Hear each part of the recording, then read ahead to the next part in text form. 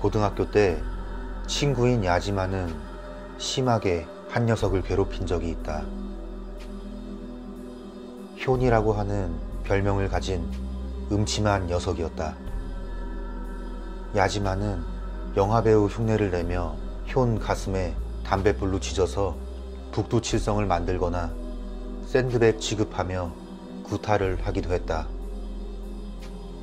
그러던 어느 날 효는 학교 옥상에서 뛰어내려 자살을 했다. 괴롭힘을 견디지 못하고 자살했으리라 하는 생각을 했지만 왠지 효는 괴롭힘 당한 사실을 유서에 남기지 않았다. 나중에 야지마가 말하길 다음 생에 다시 만나자라고 딱 한 번 효이 자신에게 전화를 걸었다고 한다. 야지마는 효이 자살한 걸 신경 쓰지 않았다. 고등학교를 졸업하고 몇 년이 지나 야지마는 결혼해서 가정을 꾸렸다. 그런데 둘째 아들이 태어나고 3개월 정도 지났을 때 야지마가 나에게 상담을 하러 왔다. 둘째 아들 가슴에 정체를 알 수 없는 7개의 푸른 반점이 나타났다는 것이다. 병원에 가보니 의사는 내적으로는 문제가 없다며 오히려 부모에 의한 학대를 의심하고 있었다. 아연실색한 야지마가 무슨 생각을 하는지 이해할 수 있었다. 그것은 효에게 지졌던 북두칠성 담뱃자국과 똑같았으니까. 그 후에 무엇이 그렇게 야지마를 몰아넣었는지 모르지만 그는 지금 교도소에서 복역하고 있다. 신문에는 아버지가 유아를 살해한 학대 사건 중 하나로 보도되었다. 내가 야지마를 면회하러 간 날 야지마는 그때의 일을 잠깐 알려주었다. 정신이 들고 보니 어느새 자신은 둘째 아들의 입과 코를 틀어막고 있었고 축 늘어진 둘째 아들을 멍하니 내려다보고 있었다고 한다. 야츠. 그때 뒤에서 학생 시절 야지마를 부르던 별명이 들렸다. 돌아보니 4살 된 첫째 아들이 희미한 미소를 띠며 말했다. 야츠, 그쪽이 아니라 나야, 나.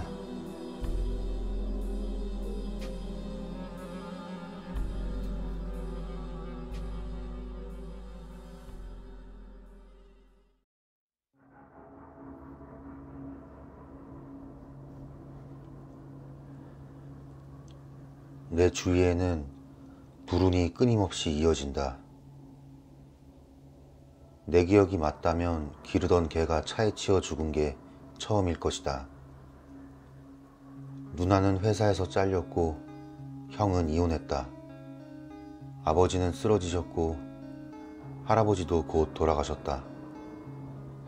지금 나도 차에 치여서 입원 중이다. 사소한 것까지 따지면 한도 끝도 없다. 아무리 운이 없다고 해도 너무 불행했다. 병문 안으로 온 대학 친구가 나를 보자마자 대뜸 이렇게 말했다. 너 지금 씌었네. 그 친구는 영감이 있어서 내 바로 옆에 시커먼 것이 보인다고 말했다. 근데 말이야, 너 보호받고 있어. 너한테 씌인 것이랑 네 수호령이랑 싸우고 있어. 그 수호령이 없었다면 넌 진작에 죽었을 거야. 수호령이라는 말을 들었을 때 나는 그건 분명 엄마라고 생각했다. 내가 초등학교 5학년 때 병으로 돌아가신 나의 어머니. 이제 어렴풋한 기억밖에 없었지만 다정했던 나의 어머니. 죽어서도 날 지켜주셨구나. 몸을 회복하고 퇴원한 후에 정말로 오랜만에 엄마 무덤에 성묘하러 갔다. 마지막으로 성묘하러 왔던 게 3년도 더 전이다. 무덤에 향을 피우고 기도했다. 엄마, 지켜줘서 고마워요. 부디 우리 형제들, 우리 가족들 계속 지켜주세요. 그로부터 내 주위에서 불행한 일은 더 이상 일어나지 않았다. 병문안하러 와줬던 대학 친구와 오랜만에 다시 만났다. 아, 너 수월 형이 도와준 모양이네. 정말로? 엄마 고맙습니다. 그렇게 말한 순간 그 친구가 깜짝 놀랐다. 너 보인 거야? 아니 보이진 않지만 수호령이란 거 우리 엄마잖아. 친구는 잠시 입을 다물었다가 나에게 진실을 알려주었다. 너한테 붙어서 괴롭혔던 건 너희 어머니였어. 그리고 수호령은 너네 강아지였고. 누구도 불단 앞에서 합장하지 않고 그 누구도 성명하러 오지 않았기에 불가항력으로 악령이 되고만 우리 엄마. 그로부터 나는 매일 향을 피우고 매달 반드시 성명하러 간다.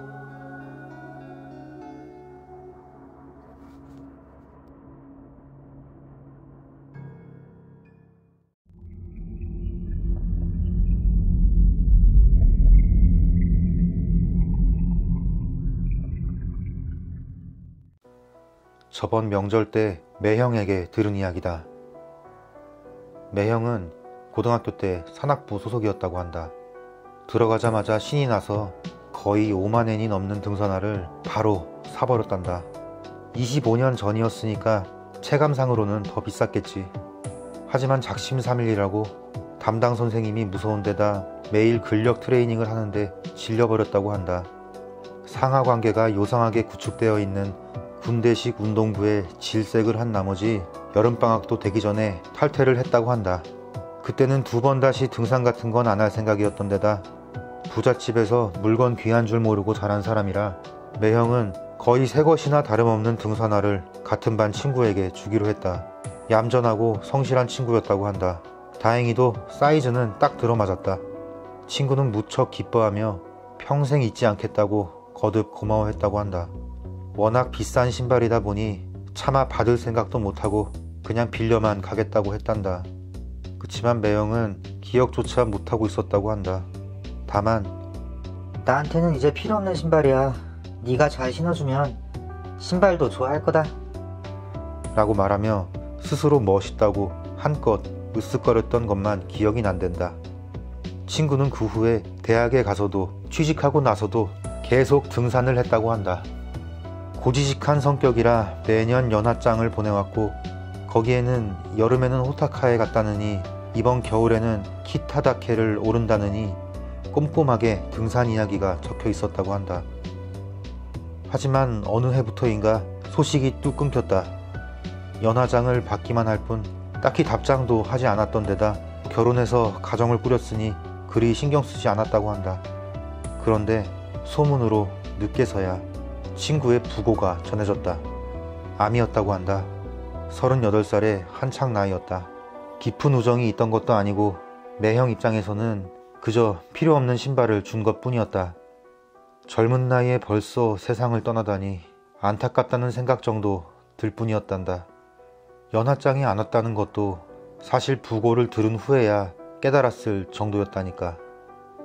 천천히 그 일을 잊어갔다고 한다. 그런데 작년 연말에 고향집 헛간을 개축할 때였다. 매형은 귀찮아하면서도 일손을 도우러 고향에 내려갔다고 한다. 그랬더니 있더란다. 그 등산화가. 신을 대로 신어서 검게 윤이 나는 게 집 헛간에 들어있던 것이다. 매형은 소스라치게 놀라 황급히 가족들에게 물어봤다고 한다. 아, 그거? 귀신처럼 초췌한 사람이 갚으러 왔더라? 계속 빌려 써서 미안하다면서. 매형은 등골이 오싹해져서 다시 물었다. 그거 언제 얘기야? 아마 작년일걸? 확실히.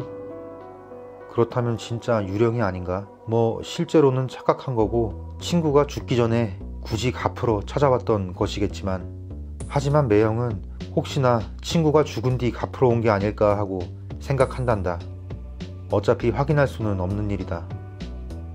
그렇지만 살아서 왔든 죽어서 왔든 정말 쓸데없이 성실하달까? 고지식한 놈이야. 그런 낡아빠진 등산화를 이제 와서 갚으면 어쩌겠다는 건지. 하지만 그놈은 그놈대로 계속 빌려 쓴다고 생각하며 고마움을 느끼고 있던 거겠지. 요즘 세상에 그렇게 고지식한 놈이 어디 버틸 수나 있었겠냐? 나처럼 적당히 달아빠진 놈이나 버티지. 어떤 의미로는 빨리 하늘 날아가서 행복할지도 몰라. 죽은 사람한테 할 말은 아니지만. 매형은 묘하게 씁쓸한 듯 웃었다. 아, 그 등산화?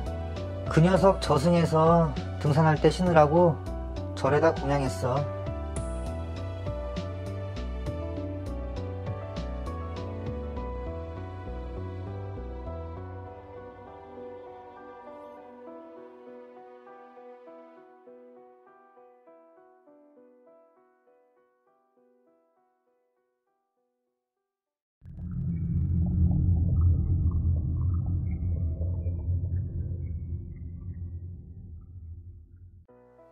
내가 신발 회사에서 영업직으로 일하던 15년 전의 이야기이다.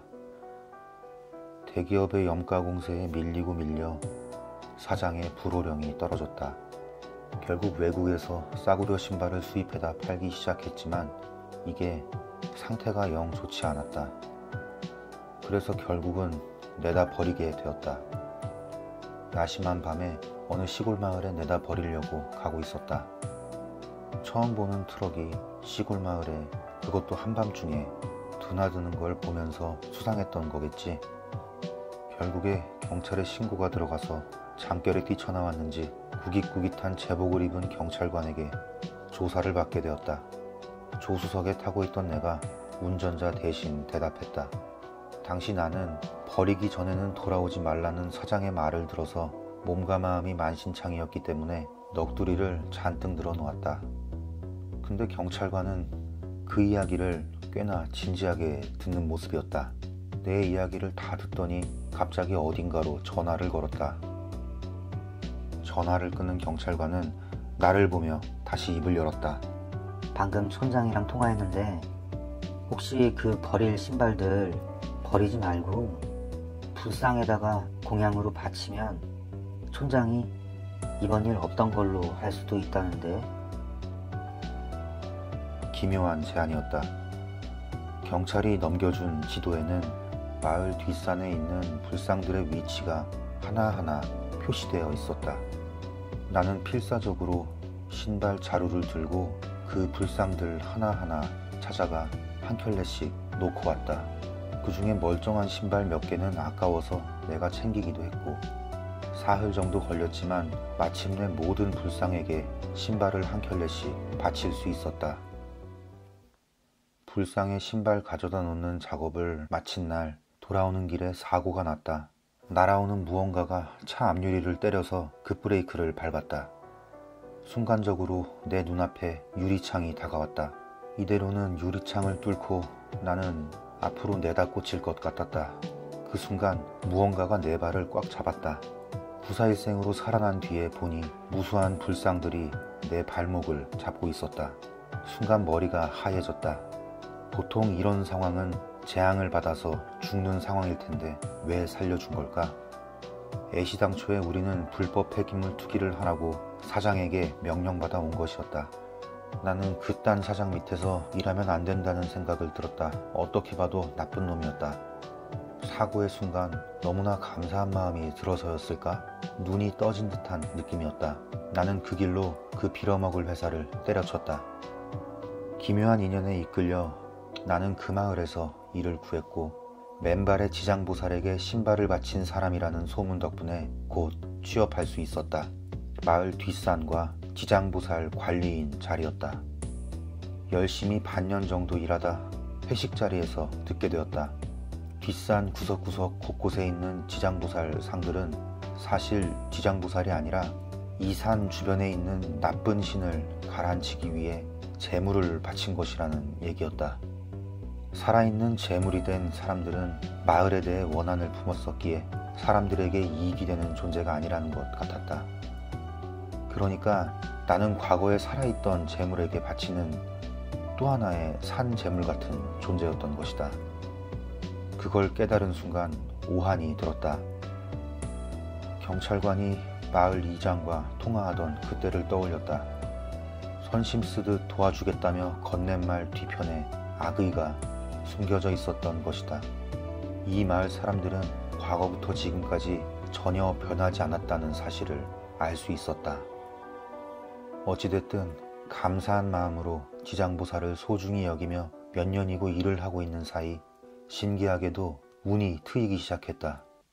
도시에서 소방 맞고 돌아왔다지만 시골 마을에서 아내도 생겼고 묘하게 어른스러운 자식들도 태어나 키우고 지금은 행복하게 살고 있다. 우리 아이들이 혹시 그 산에 제물로 바쳐진 이들의 환생은 아닐까 가끔 생각한다. 하지만 내 곁에서 행복하게 살고 싶다고 생각해준 그 마음을 떠올리면 내게는 더 이상 두려움 없이 감사한 마음뿐이다.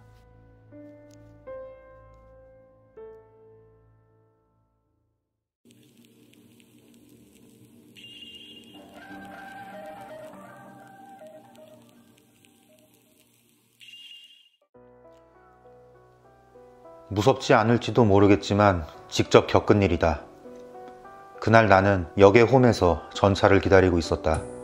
홈에는 사람이 그다지 많지 않았는데 내 옆에서 5m 정도 떨어진 곳에 한 커플이 있었다. 그들 역시 나처럼 아슬아슬하게 홈의 노란색 선 안쪽에 서 있었다. 그 커플은 즐거운 듯 이야기를 하고 있었다. 여자애가 꽤 귀여운 인상이었기 때문에 나는 부러운 기분으로 멍하니 그들을 바라보고 있었다. 그때 역을 통과하는 열차가 들어오기 시작했다. 내 시선은 저절로 열차 쪽으로 향했다. 전철이 들어오는 쪽에 그 커플이 있었기 때문에 여전히 그 커플도 시선에 들어오고 있었다. 그리고 전철이 커플 앞을 지나칠 무렵 여자애가 남자친구를 보며 얼굴 가득 미소를 지은 채 전철로 뛰어들었다. 쾅 하는 소리와 함께 딱딱한 물건에 무엇인가가 부딪히는 소리가 나고 뒤를 이어 전철이 엄청난 브레이크 소리를 내며 멈춰섰다. 멈췄다고는 해도 역을 통과해서 지나가려던 열차였다 보니 워낙 빠른 속도로 달리고 있었던 터라 역을 완전히 통과한 후였다. 선로에는 여자애의 잔해 같은 것이 여기저기 널려 있었지만 결코 바라보고 싶지는 않았다. 남자친구는 그 자리에서 멍하니 서 있을 뿐이었다.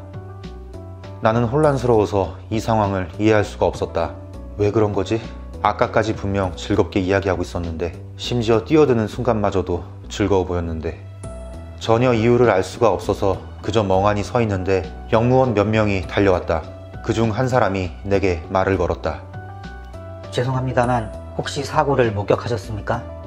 나는 혼란스러웠던 탓에 말을 더듬으며 네 라고 겨우 대답했다. 그러자 역무원은 저 바쁘신 와중에 죄송합니다만 경찰이 오면 사고 상황을 증언해 주실 수 있으십니까? 라고 물었다.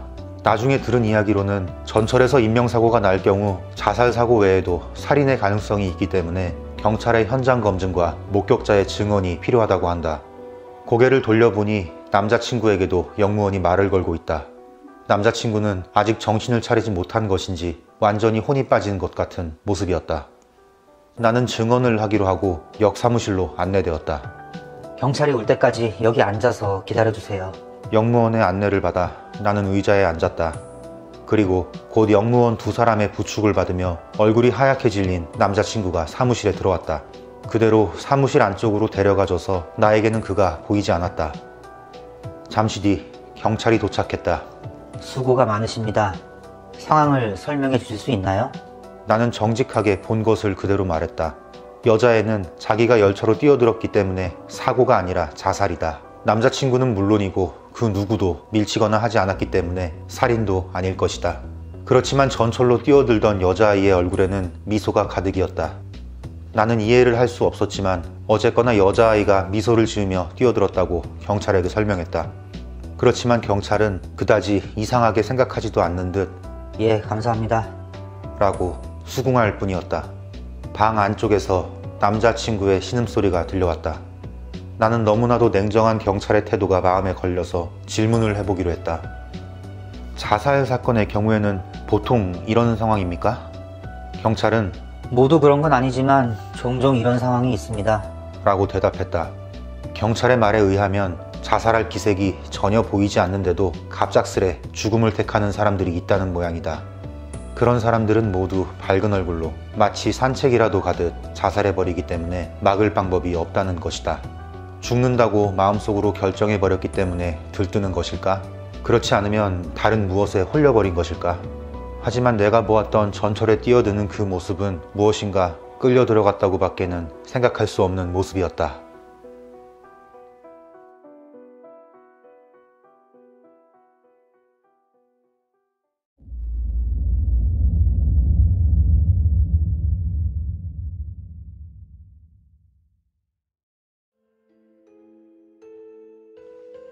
동네 잔칫날 형이랑 형의 선배에게 들은 이야기이다. 그다지 모범생은 아니었던 형이 고등학교에 다닐 때 아지트로 삼고 있던 폐병원이 있었다. 지역에서는 심령 스팟으로 유명했지만 형보다 몇 기수 위의 선배들이 아지트로 사용하기 시작한 이후로는 담력을 시험하러 오는 사람은 사라져 버렸다고 한다. 병원 안은 완전히 황폐해져서 정리는 하나도 되어 있지 않았다. 여기저기 진찰 도구나 서류가 널려 있어 마치 야반도주라도 한 것 같은 모양새였다. 어느 밤 형은 평소처럼 병원에서 시간을 보내고 있었다고 한다. 그러다 형이 혼자서 복도를 걷고 있는데 어떤 방에서 이리로 오세요. 라는 말이 들렸다고 한다. 무엇인가 싶어 문을 열었더니 그곳은 진찰실이었다. 그리고 방 한가운데 책상 위에는 고양이가 살짝 앉아 있었다는 것이다. 형이 누가 말한 것인가 싶어 갸우뚱거리고 있는데 여기 앉으세요. 라고 고양이가 말했다고 한다. 왜인지 모르겠지만 형은 진찰 받아야겠네 라는 생각이 들어 둥근 의자를 끌어와 고양이 앞에 앉았다고 한다. 고양이는 형의 건강 상태에 관해 여러 가지를 물었고 형은 하나하나 성실하게 대답했다. 문진이 끝나자 고양이는 형에게 환자분 말이죠. 턱에 종양이 있네요. 이건 입원해야만 합니다. 라고 말했다. 형은 예? 입원은 좀 곤란한데? 라고 당황해서 대답했다고 한다. 그러자 고양이는 여러 가지 의학 용어를 말하면서 입원하도록 계속 설득했다고 한다. 형도 그 이야기를 듣다 보니 마음이 움직였고 어쩔 수 없다는 생각에 알겠습니다. 그럼 입원 수속을 부탁드릴게요. 라고 대답했다고 한다. 그리고 바로 그때 문을 열고 선배가 들어왔다. 그 선배의 말에 의하면 복도를 걷고 있는데 문 안쪽에서 형의 목소리가 들렸다는 것이다. 혼잣말이라도 하는 건가 싶었지만 누군가의 이야기에 계속 장단을 맞추고 있는 것이었다고 한다. 하지만 상대방의 목소리가 들리지 않았기에 의심스러워서 문을 열었더니 의자에 앉아 고양이를 보고 이야기하는 형이 있었다는 것이다. 고양이는 선배의 모습을 보자 바로 도망쳐서 어둠 속으로 사라졌다. 형은 그 순간 정신이 들고 그제야 고양이가 말했다는 것과 자신이 진찰을 받은 것에 경악했다. 하지만 그날 밤은 그대로 아무 일도 없었고 형은 새벽에 집으로 돌아왔다. 그 후 형은 어쩐지 폐병원에 가는 것이 꺼려져서 같이 사건을 목격한 선배와 함께 폐병원에 가는 것은 되도록 삼가하고 있었다. 그리고 반년 후 치통을 치료하러 치과를 찾았던 형은 놀라운 이야기를 듣게 되었다. 엑스레이에 작은 종양이 찍혔다는 것이다. 예전에 찍었던 엑스레이와 비교해 보았을 때 약 1년 정도 된 것 같다는 말이었다. 형은 고양이가 말했던 것이 사실이었나 싶어 깜짝 놀랐다고 한다. 결국 형은 큰 대학병원에 가서 10일 정도 입원하며 턱의 종양을 잘라내는 수술을 받았다. 당시 초등학생이었던 나는 형의 병문안을 갔던 걸 똑똑히 기억하고 있다. 다행히 수술 결과는 좋았고 그 후 재발하는 일 없이 형은 건강히 살고 있다. 형은 고양이가 종양을 주의하라고 알려준 것이라며 감사해했고 폐병원에 고양이 사료를 사서 잔뜩 가져다 놓고 왔다고 한다. 그렇지만 나는 형의 이야기에 납득할 수 없었다. 만약 그때 선배가 문을 열지 않았다면 어떻게 되었을까? 고양이에게 설득당한 형이 그대로 입원을 했다면 무슨 일이 있었을까? 애초에 고양이가 말하는 입원이라는 것은 도대체 무엇이었을까? 나에게는 아직도 그 사건이 기묘한 공포로 남아있다.